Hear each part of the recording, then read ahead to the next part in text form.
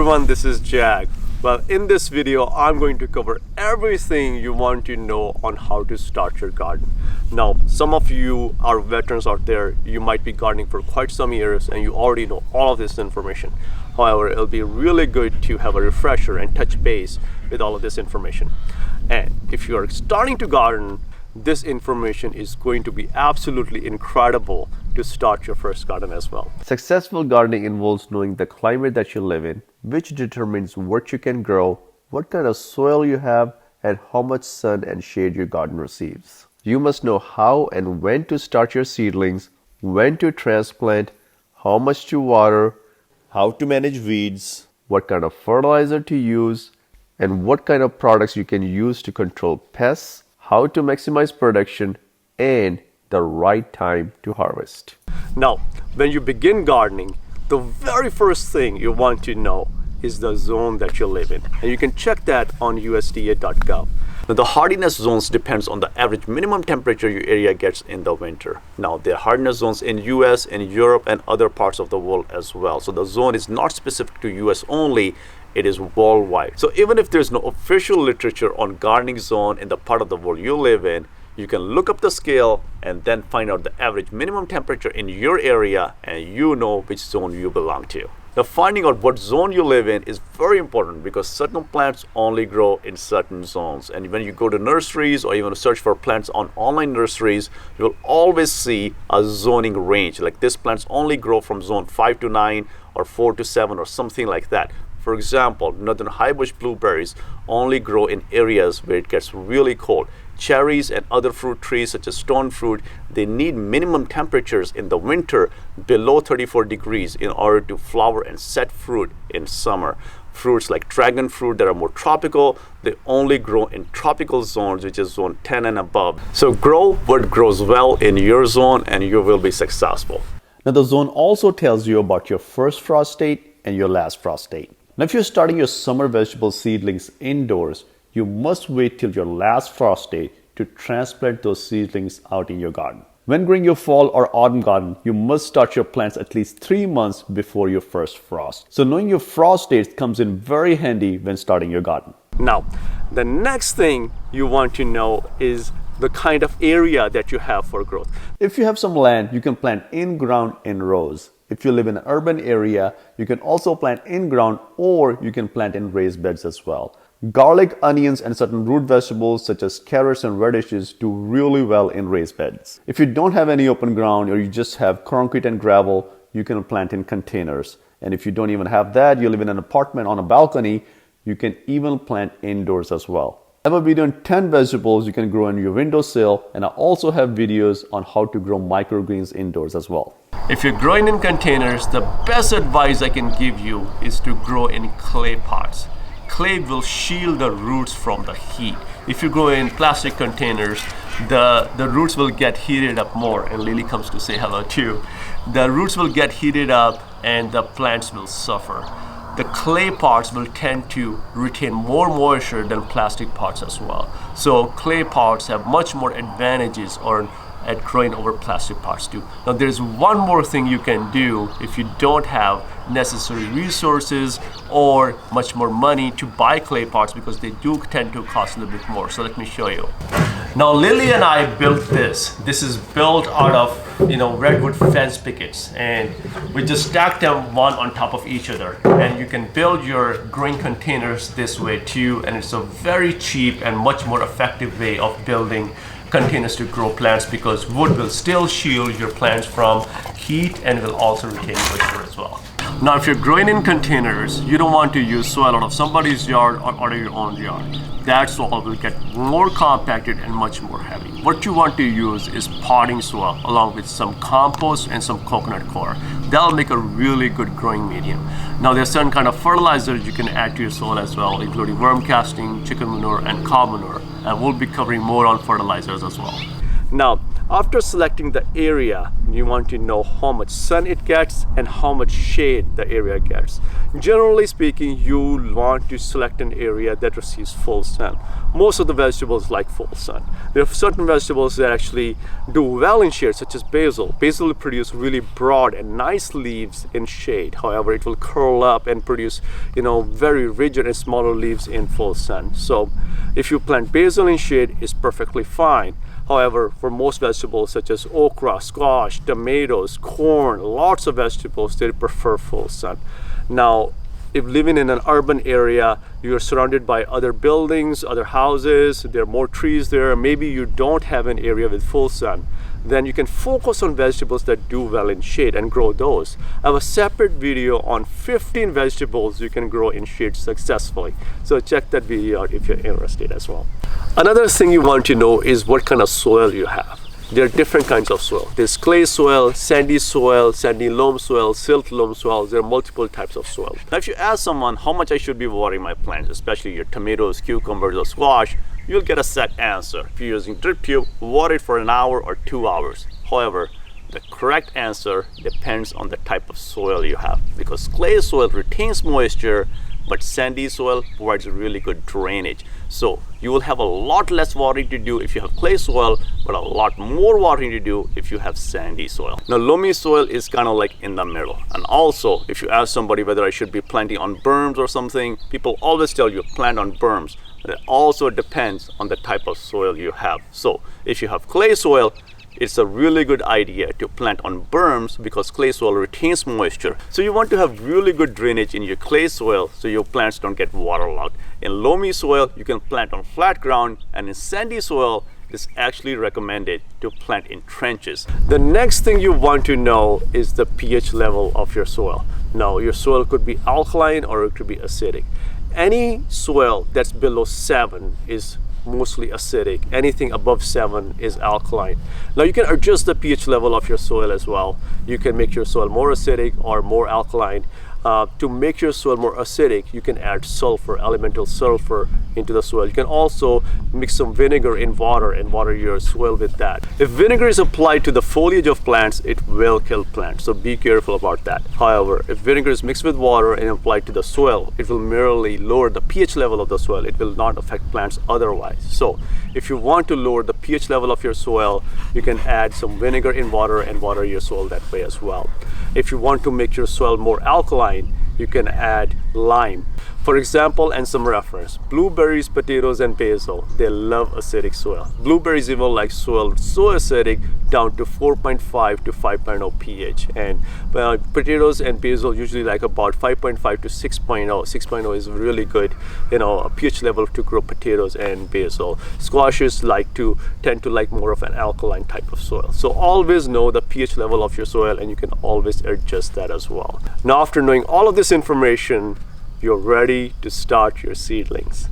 Now, for your spring and your summer garden, you want to start your seedlings indoors. You want to start your tomatoes, your chilies, at least like a month before the last frost date. Now, there are certain vegetables that love transplanting and some don't. So tomatoes and chilies, they don't really mind being transplanted, and there are certain such as okra that does not like transplanted either. And there are certain vegetables that are better just direct sown because you don't really gain much by growing seedlings, such as squash. If you can grow squash indoors, you're not gonna get good growth because it loves warm weather. So until the weather warms up, you're growing in a greenhouse, you're growing your seedlings in a very controlled environment, which is going to take a lot more energy and cost. You're not going to gain much. So certain vegetables are best direct sown, such as okra, squash, and corn, and you can sow it directly in your garden after the last frost date when the weather warms up. Now, once you have grown all of your seedlings indoors, you can transplant them outside into your garden after the last frost date as well. However, you do not want to transplant your seedlings out in the garden before the last frost date. Now, if you are thinking, maybe in March, beginning of March, the weather's pretty good, I'm going to go out there and transplant all my seedlings, even if it's before the last frost date, I don't expect any frost, and then you get frost, all your hard work is wiped out, and the frost hits and it wipes out your garden. So that's one mistake you never want to make. you want to give ample time for the weather to warm up before transplanting all of your seedlings outside. Now, let's move on to watering.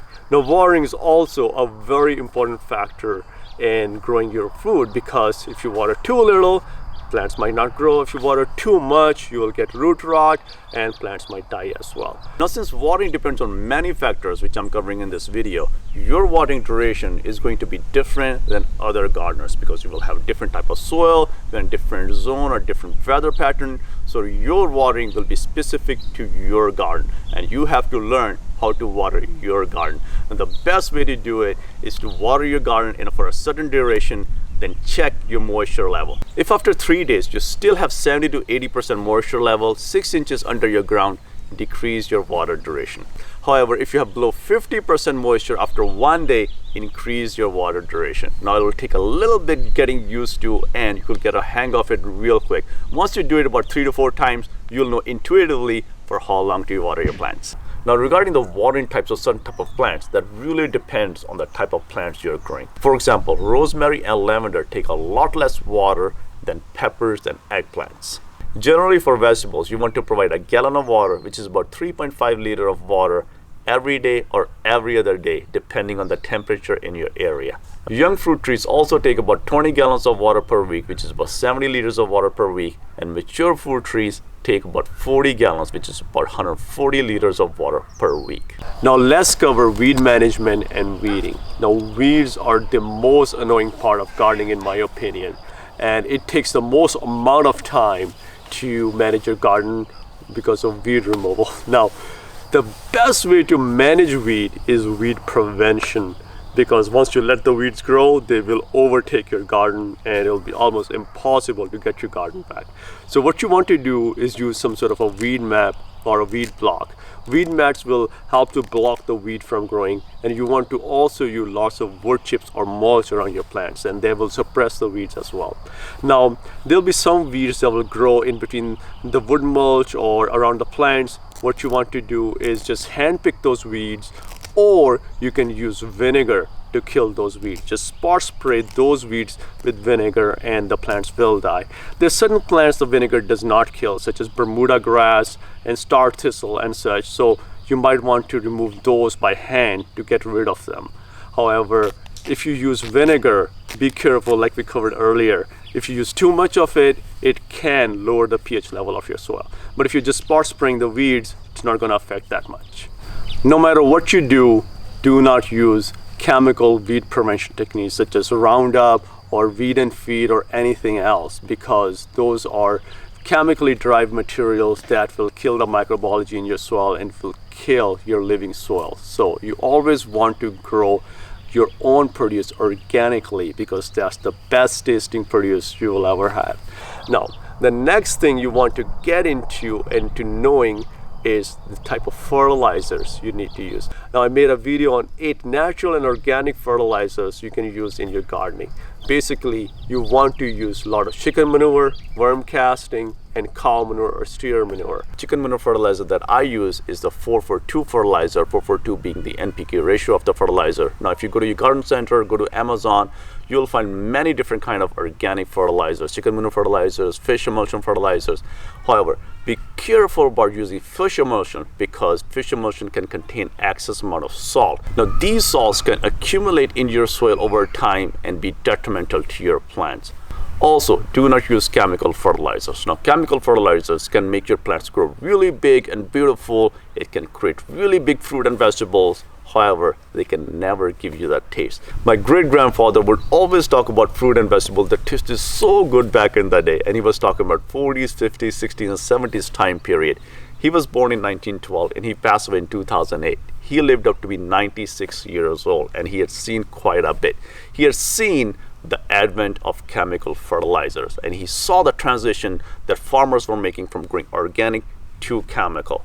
Now, many people think growing organic is something new. It's not. Actually, conventional farming using chemical fertilizers is new, because chemical fertilizers were invented just few decades ago, and farmers heavily started using chemical fertilizers since the 80s. And he would always say the fruit and vegetables do not taste the same as they used to back in the day, and that all has to do with growing organic. Now, all of our ancestors through the centuries, they've all been growing organic except about the last 4 to 5 decades. Now, if you're going to use chemical fertilizer in your garden, I'll just say, don't even bother gardening. Just buy your fruit and produce from the grocery store. It's going to taste the same. However, if you're looking for the exceptional flavor, the flavor my great-grandfather was talking about, grow organic and use organic fertilizers and make your soil living. Now, organic matter is the key to growing food organically. Now, in conventional farming, they're always focused on feeding the plant. So they're adding chemical fertilizer, which are rich in NPK ratio, nitrogen, phosphorus, and potassium, and they feed it to their plants. And they want to grow bigger plants that produce bigger fruit and bigger vegetables. However, in organic gardening, we are not concerned about feeding the plant. We are concerned about feeding the soil. The soil, in turn, feed the plants. Now, this creates and retains microbial activity in the soil, which makes your soil living. Now, I have a separate video on how to make your soil living, so check that out if you're interested as well. Now, the best way to add organic matter into your soil is compost. Now, you can make your own compost or buy compost. I also have videos on making your own compost as well, so check them out too. It doesn't matter if you're clay soil or sandy soil. Adding compost to your soil is no-brainer because compost retains more moisture than sandy soil and less moisture than clay. So if you add compost to your clay soil, it helps you add drainage. However, if you add compost to your sandy soil, it helps you retain moisture. It works both ways. Isn't that wonderful? Now, my great-grandfather was a big proponent of adding organic matter in your soil. He farmed organic all of his life, and he also taught me a few things about growing organic as well. And whenever he was talking about growing food, he stressed about taking care of your soil. You can also add manure such as cow manure, horse manure, and other kind of manure in your soil as well. However, I would be concerned about adding weed seeds which are contained in manure in your garden. So always compost manure first, let the pile heat up, kill off the weed seed, and then use it, or let the manure age for at least 7 to 8 months or 9 months and then use it. I made a separate video on how you can make your own hot compost as well, so check that out if you're interested. You can use green materials such as grass clippings and brown materials such as wood chips and dead leaves and such to create your own humus, your own black gold organic rich compost, which you can use in gardening to grow lots of different types of plants. So basic formula for fertilizing is do not use chemical fertilizers. They will kill microbiology in your soil. Always use organic matter and fertilizers such as chicken manure, worm casting, and cow manure. Now let's move on to pest management, and let me iterate again. Never use chemical fertilizers or chemical pesticides as well, because chemical pesticides do not just kill the bad pests, it will also kill the good insects as well, the beneficial insects. My great-grandfather always used to say, a farmer or gardener only needs 3 friends: earthworms, honeybees, and ladybugs. Now, why is that? Earthworms create worm castings, which is fertilizer for the plants. Honeybees pollinate the plants, and ladybugs will eat bad insects such as aphids and whiteflies. So if you have these 3 insects as your ally, you're already ahead in gardening, and you're already ahead in organic gardening. You can also use natural products to get rid of pests as well. Use a tablespoon of neem oil with a tablespoon of pure castor soap in a gallon of water, which is about 3.7 liters of water. This gets rid of soft body insects such as aphids and whiteflies and spider mites. Use diatomaceous earth, sprinkle it around your plants, and this gets rid of hard shell insects such as beetles. Use BT spray or spirit spray to get rid of cabbage worms and caterpillars. Now, you want to maximize your production to get the most out of your garden. Now, how you do that? The very first thing you can do is pick often. If you're growing strawberries and you let the strawberries go and you don't pick, strawberries will produce seed and they will not produce any more strawberries. Same with tomatoes. The life cycle of the plant is dependent on how much seed they can produce. Once they start producing seed and they know the seeds are available for the next generation, they will not produce any more fruit. So if you're picking often, you're picking strawberries, you're picking tomatoes, that tells the plant, oh, I'm not being able to produce more seed. I want to produce more seed. It produces more fruit, which contains more seed, and you can keep harvesting more and more and more. And you get into the cycle where production is maximized. I made a separate video on how you can make your production 10-fold using 3 different techniques. So check that video out if you're interested. Now let's move on to harvesting your produce. Like I said earlier, you want to get on top of your plants to keep harvesting so they produce more. However, there are certain plants that if you don't pick in time, the produce will be inedible. You won't be able to eat the produce, such as squash and okra. Pick your zucchini after. This one is too small to pick. However, this one is just right. If you let your zucchini grow just about a day or two, they might grow way too big. I like to harvest them right about this size. You can let it grow a little bit bigger just about one more day, but the smaller they are, the tastier they are. And same with okra. You want to get on top of okra. You want to keep picking okra when it's young and tender so you can enjoy it. So if you even let okra go for at least 1 or 2 days, it will become very woody and very chewy, and at that point it's not edible. So harvesting is also a very good factor in growing your own produce because you want to pick your produce at its prime. I really hope you enjoyed this video, and I hope you got a lot of information on this complete guide on how to grow your own produce and how to start gardening as well. If I missed anything, comment below. I'll be in comment section, I'll be commenting, and maybe you have more ideas or more tricks and I'll get to learn something as well. If you like this video, subscribe and check out this video on the complete guide to start seeds. And I'll see you in another video.